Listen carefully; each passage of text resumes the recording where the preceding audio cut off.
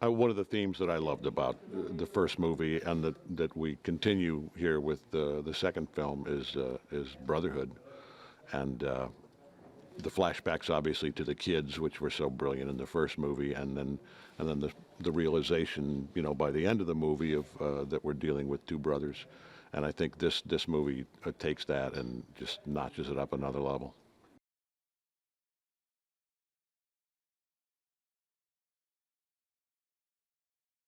Ray King, 7 years later, is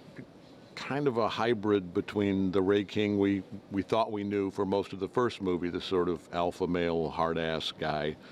and then we see that he was actually this schlub, lousy cop, fat, out of shape piece of garbage that encounters Christian, the first time. So the reality of who he is, I think, and Bill and Gavin and I talked about this off and on over the years, was, there's reality to both of those. He's somewhere in between. So now we see him essentially retired, he walks away. Marybeth is now going to be, he left her in charge of answering the phone, if the call comes from the accountant, and spending a lot of time with his kids and his grandkids, and put out a private investigator shingle because once in a while there's a case that is meaningful to him. And again, we go back to that theme of family. The reason Ray King is even involved in this case is because Emmy's story, really tugged at his heartstrings about he wants to see his daughter, he wants to see his grandson, and that's what motivates Ray to pursue this particular case even more doggedly than he often does.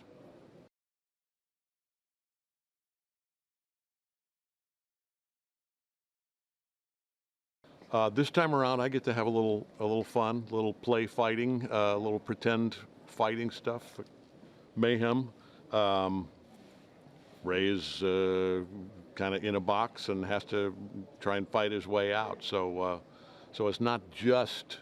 Ben and Jon and the stunt guys that get to have fun this time. I'm involved as well.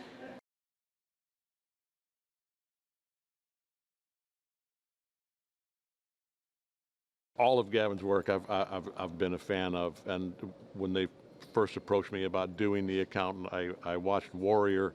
and thought, even at the times when as an audience I feel like I might know what's coming, he still had us as an audience so invested and involved in these two brothers. Again, the theme of brotherhood. Um,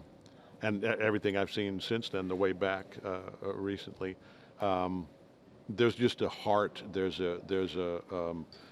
great combination, actually, of sort of heart and just a masculinity that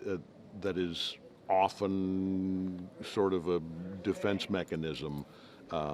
which is a reality in old school men, and something that I relate to and really appreciate.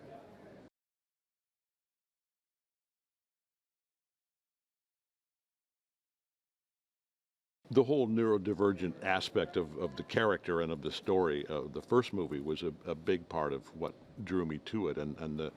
great lines like don't think of them as less than, think of them as other, and I know that Gavin and Bill, when they were researching all of this, and were concerned about, is this going to be remotely believable, I mean, they met a kid who was like a champion wrestler, like legitimate, high school wrestler, like a very powerful, and that was, where he was able to use his focus and his skills, and most of us by this time, in my case, through kids, through our kids, we know people who are on the spectrum and neurodivergent in different ways, and helping to create a space for them in the world. And again, it becomes, it's such a great escalation of that in the sequel as we once again revisit the Academy and see how that ties into the story is brilliant.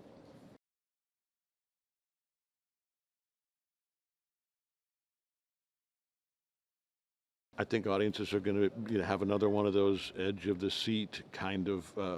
experiences with this movie, which is both due to the physical action and the brilliant, like really real fight sequences, but more importantly, the emotional edge of the seat as we ride this relationship, primarily the relationship between Christian and Braxton.